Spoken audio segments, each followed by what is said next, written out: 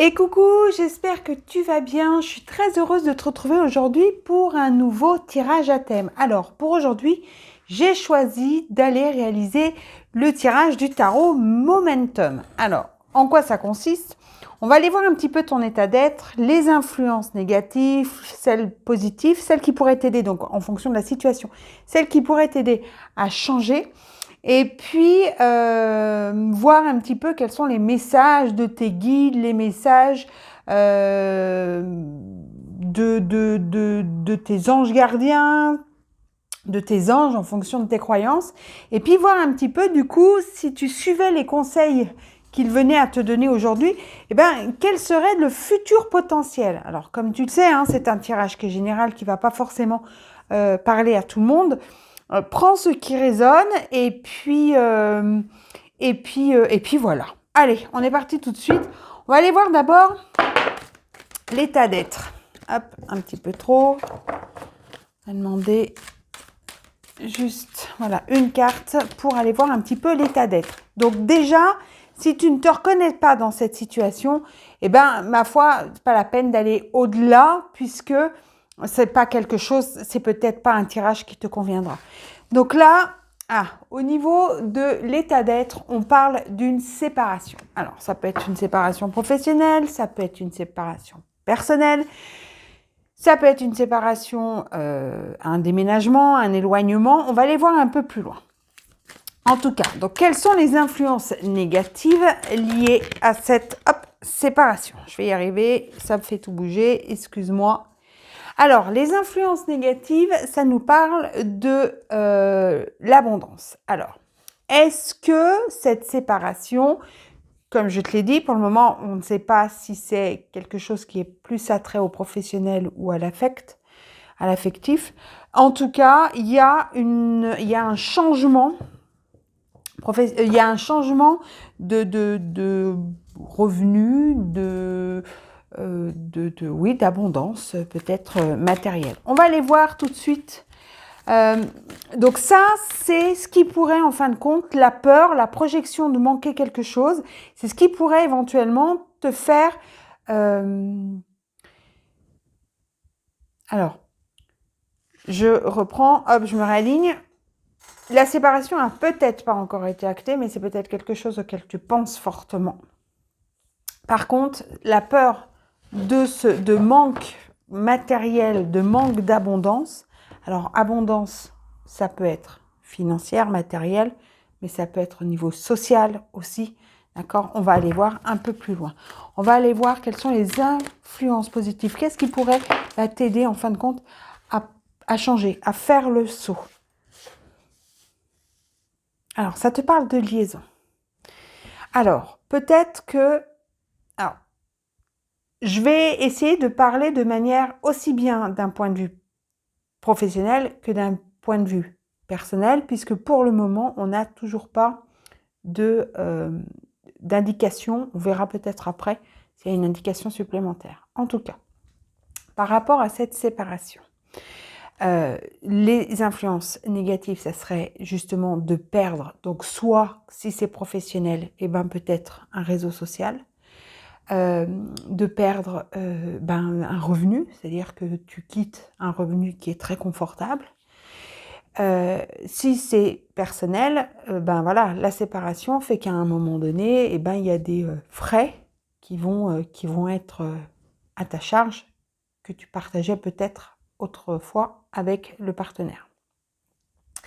La liaison, ce qui pourrait t'aider à changer, donc professionnellement parlant, c'est d'essayer de trouver ou d'avoir en tout cas un autre job, quelque chose qui pourrait te permettre de faire tampon, par exemple, soit le temps de retrouver une situation professionnelle avec des revenus similaires, soit alors le temps de toi te mettre en place pour que tes charges soient moins importantes.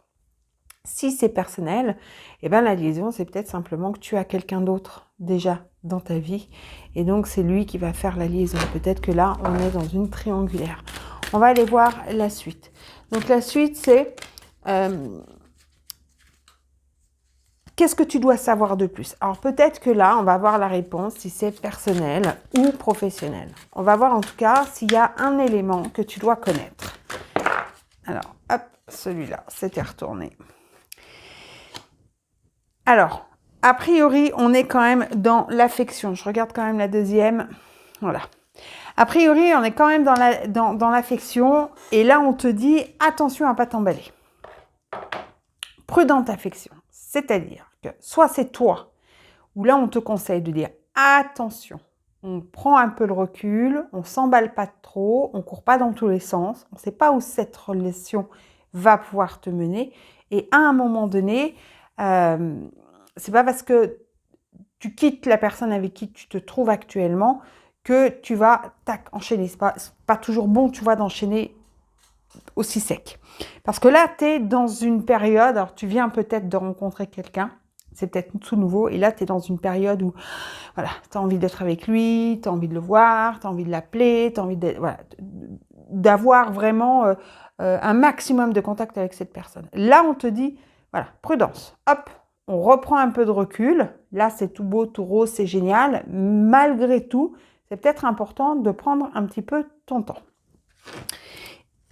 Voilà, j'entends vraiment, prends le recul. Bon, là, a priori, on est vraiment dans quelque chose de personnel au niveau affectif. Par contre, ça n'empêche pas, si toi, tu es dans cette situation, c'est toi qui regardes, tu es dans une situation professionnelle qui est un peu similaire, tu l'adaptes à la situation professionnelle. Peut-être qu'on est venu te chercher pour te proposer un poste, tu es tout excité par l'idée parce que c'est quelque chose de juste extraordinaire qui va te permettre de t'épanouir, qui va te permettre d'avancer. Là, on te dit justement, par contre, voilà, prends le recul nécessaire, pèse le pour et le contre, vois un petit peu les choses. OK ? Alors, la suivante, on va voir un petit peu quelle est la prochaine étape. Qu'est-ce qu'on te suggère de mettre en place avant de te lancer, avant de prendre vraiment cette décision? Quelle va être la prochaine étape? Alors, tu vois, on te dit de patienter. Voilà. La prochaine étape, c'est la patience. Peut-être qu'à un moment donné, il y a des choses qui vont se porter à ta connaissance, que tu n'as pas forcément encore pour le moment, et qui vont pouvoir te permettre de prendre vraiment la bonne décision, dans le bon timing, dans la bonne dynamique, j'entends. OK ? On va aller voir la suite. Là, ça va être le message de ton guide. On va aller voir un petit peu quel est le message que ton guide il aurait envie de te donner. Alors, peut-être, il n'y en aura peut-être pas qu'un, mais on va aller voir un petit peu.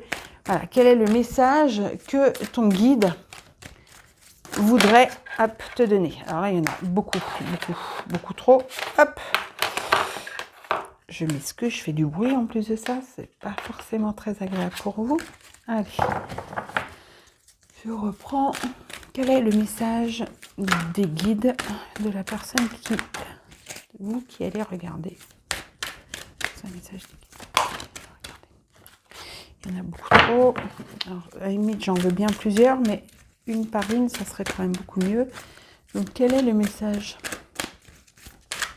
des guides? Trop. Hop. Bon, a priori, ils ont plein de messages à donner, mais ils veulent tous les donner en même temps. Allez. Ok. Il y en a trop. Par contre, là, il y en a une. Donc là, on parle d'un retour. Alors, moi, dans le sens retour, c'est pas dans le sens retour en arrière et la décision qu'on a prise peut-être, parce que cette décision, il y a des personnes, en fonction de l'événement, il y a des personnes qui ont peut-être déjà pris la décision et ont déjà enclenché des choses. Il y en a qui ne l'ont peut-être pas fait, mais qui se posent la question. Retour, pour moi, c'est simplement, on revient à soi. Vous voyez, ça ressemble quand même un peu comme à une grotte. Enfin, moi, je le vois un peu comme dans une grotte.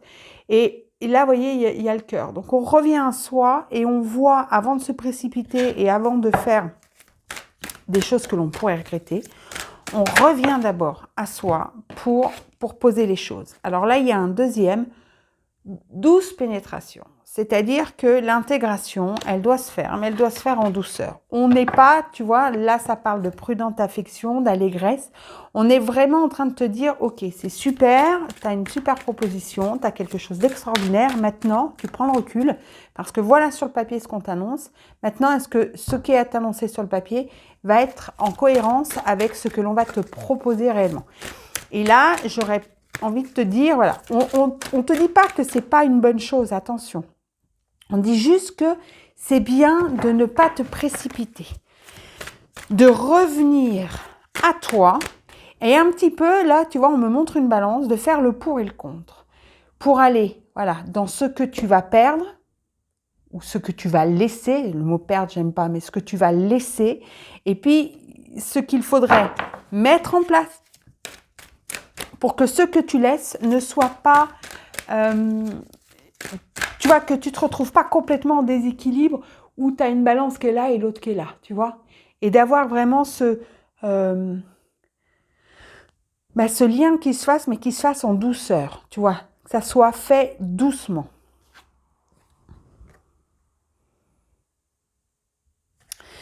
Donc là, on te parle de conclusion. Alors après, c'est la même chose. Tu es peut-être dans la situation où tu as déjà mis des choses en place, où les choses sont déjà en train de se faire. Et c'est maintenant que tu es en train de vivre un moment de panique parce que tu te dis, oulala, mais qu'est-ce que j'ai fait? Et là, tu te rends compte des choses. OK? Donc, c'est la même chose. Pour le moment, reviens à toi.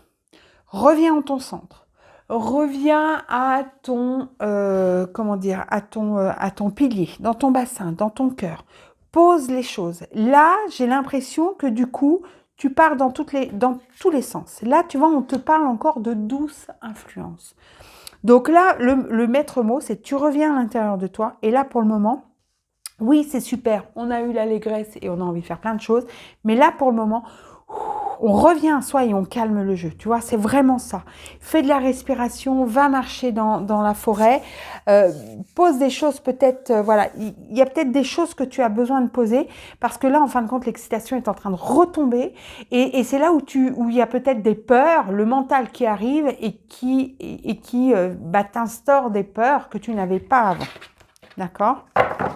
Alors, tu le mets vraiment, soit on est beaucoup plus sur un aspect affectif que professionnel, et ça peut aussi aller pour le professionnel, ok ?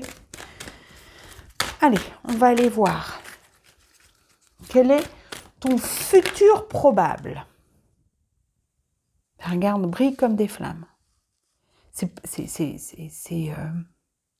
La flamme, c'est le feu, c'est l'action, c'est la passion, en fin de compte, là, pour moi, on te dit, voilà, rayonne maintenant, de toute manière, que tu aies pris la décision ou que tu es susceptible de la prendre ou que tu es en train de réfléchir à la prendre, regarde ce qui, toi, va à un moment donné qu'est-ce